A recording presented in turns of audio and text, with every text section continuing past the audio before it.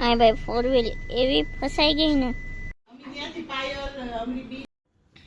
ભાઈ તમારો અવાજ અહીં સુધી પહોંચે.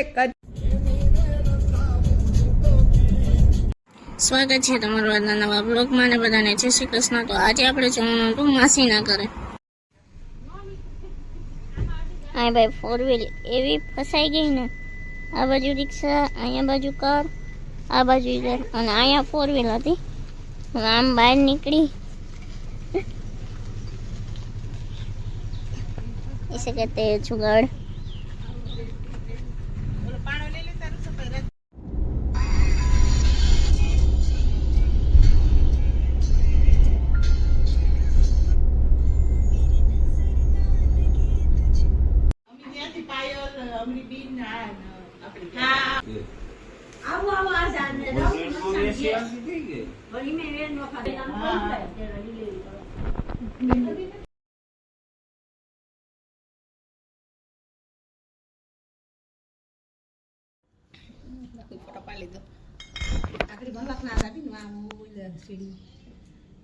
અત્યારે વાગ્યા છે 7 અને અમે અત્યારે આવ્યા છે નીરી માસીના ઘરે. અને એની પહેલા ગયા હતા એ હતું મારા મમ્મીના ફઈનું ઘર હતું. આ બંને લઈ આવ્યા છે નાસ્તો. અને હજી આપણે તેજલ દીદી પાસે પૈસા લઈ પાછો નાસ્તો મગાવવાનો છે. ઓકે લઈ આવી દેવું ને મેં? હા. તો ચલો પહેલા આપણે આ ફિનિશ કરીએ પછી બાય બાય. ચલો તૂટ પડો. વાહ ભાઈ તમારો અવાજ અહીં સુધી પહોંચે કચ્છથી.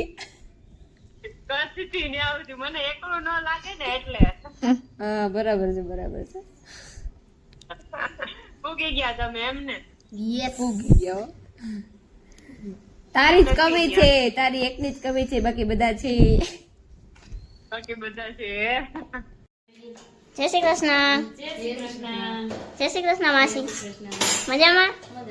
હું તમે તો યાર ફર્નિચર ના યાર મસ્ત કર્યું હો. પરવા આવ્યા ત્યાં નહોતું ફર્નિચર. સોફા માસી સોફા એ કરે એવા જો મસ્ત. હું મનીષા માસી. બસ મજામાં. જય શ્રી કૃષ્ણ. જય શ્રી કૃષ્ણ. આમ ફર્નિચર બધું ત્યાં માસાઈ બનાવ્યું. હા હા માસાઈ બને ખબર. પણ પેલા તો એમ કેવું પડે ને કે માસી નું એમ. માસી હતા ગયા. હા આ માસી ક્યાં ના હાવ યાર. મામી મામી હાય. બસ મજા. માસી ઘરે આવ્યા રોકાવા. હા કેટલાથી રોકાશો? અઠવાડિયું.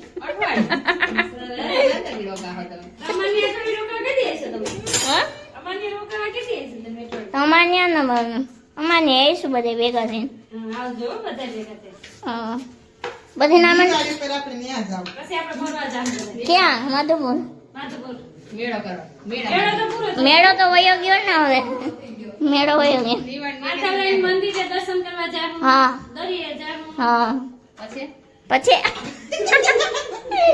માસી કે પછી નહીં નહીં માસી ત્યાં તમે ગુજરાતી બોલો માં હિન્દી બોલો. હિન્દી ખબર નહીં હિન્દીમાં વાત કરે.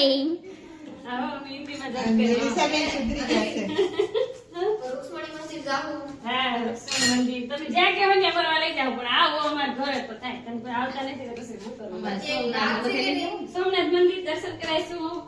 આમ જો બધા આવીશું ને તો આમાં હું ને એટલા બધા તેમાં દાલ બાટી ખાવા ગયા હતી ખબર છે ને? દાલ બાટી ખાવા ગયા હતી. દાળ બાટી માં કામ કરવા ખાવ એવા મામાને દાળ બાટી ખાધી હતી. ઢોસા ખાધા હતા.